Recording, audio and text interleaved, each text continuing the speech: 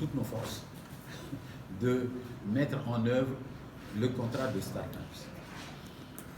Il est quand même, je l'ai déjà dit, mais vraiment il est quand même singulier que pour un football qui veut se professionnaliser, qui se cherche, qui essaie de trouver des moyens, que nous ayons un contrat de cette nature et que nous ayons des Sénégalais ou des structures sénégalaises qui font tout pour que ce contrat ne puisse pas effectivement entrer en vigueur.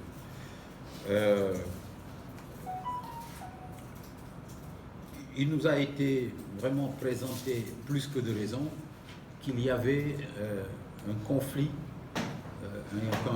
d'intérêts avec la société Excaf, pour ne pas la nommer, sur la TNT.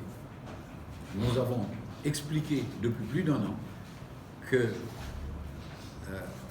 si StarTimes avait un intérêt ou empiétait sur la TNT pour 1%, nous, en tant que Ligue sénégalaise de football professionnel, nous n'aurions pas contracté avec StarTimes. Et si même nous avions contracté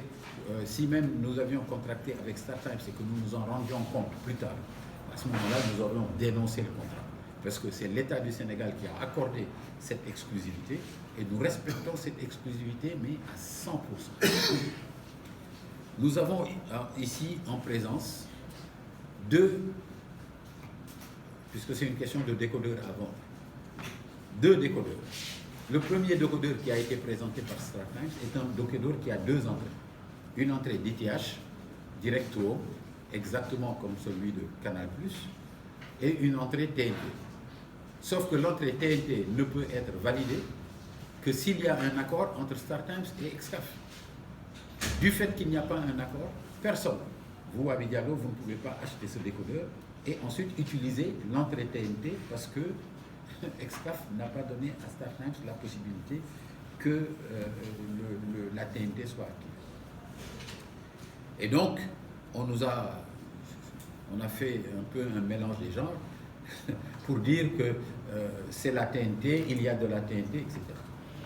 Quand nous avons expliqué et de guerre lasse, nous avons demandé à StarTimes est-ce qu'il y a un décodeur où il n'y a pas d'entrée TNT et où il n'y a qu'une seule entrée, c'est une entrée DTH. StarTimes a ramené ce décodeur puisque le premier décodeur avait fait l'objet d'une interdiction de vente par l'ARTP qui a interdit la vente de ce décodeur parce qu'il y a une entrée TNT. Maintenant, on a reçu un décodeur sur lequel il n'y a qu'une seule entrée. C'est-à-dire c'est une entrée DTH. Il n'y a plus de TNT. Il n'y a plus de possibilité, il n'y a plus d'entrée TNT, il n'y a qu'une seule entrée. Elle est directo. Elle ne permet pas de pouvoir interférer en quoi que ce soit sur la TNT. Et donc, on a amené ce décodeur pour que l'ARTP la valide pour qu'on puisse la commercialiser. Et depuis, c'est silence radio. Ça fait plus de 8 mois que ce décodeur est à l'ARTP et l'ARTP refuse de répondre. Alors que ce décodeur n'a plus rien à voir avec la TNT. Et donc, maintenant, on a un nouveau directeur général de l'ARTP que nous sommes en train de contacter de manière à obtenir cette autorisation, puisque aujourd'hui, rien ne s'oppose plus à ce que ce décodeur soit autorisé et que StarTimes puisse effectivement commencer ses activités et que le contrat avec la Ligue puisse effectivement être mis en vigueur. Voilà.